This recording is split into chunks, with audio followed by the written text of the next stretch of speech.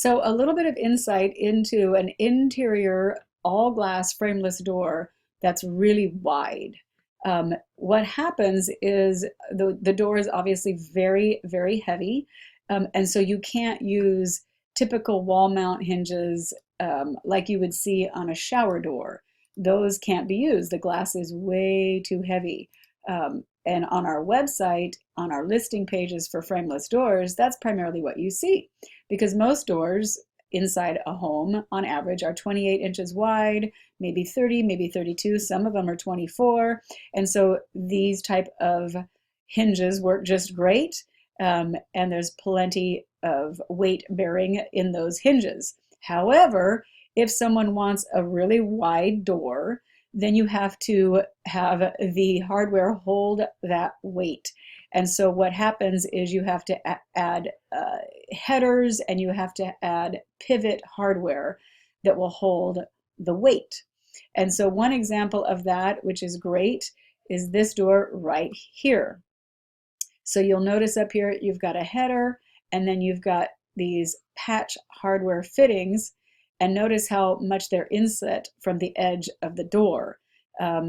This is about probably 10 or 12 inches in. So that means that when this door swings open, you're not going to have, let's pretend this was 56 inches across, you won't have that much of an opening width. You can't. You have to be able to bear the weight and have the door not pull. And so you're going to end up with not 56 as an opening, but 46 or 42 or whatever this ends up being when the door's open. And so another look that we've done in the past is this more of a beefier type of door, and this one has full rails. So let's set these side by side. This one does not have a full rail. This has a patch rail, and then of course there's a header that patch fitting is going up inside to into the closure. This one has a full rail, and there's the header. And then you'll notice down here that the pivot is only a few inches in from the edge. So therefore, when that one swings open, you're going to have almost the same distance that you have with the full opening.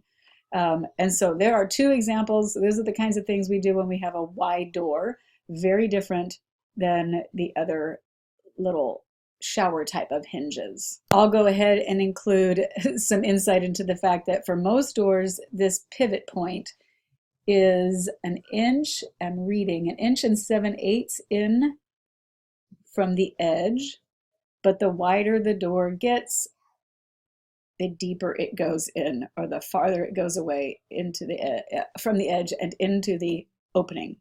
So hopefully this helps to understand the different options and what has to happen when you have a really big wide door.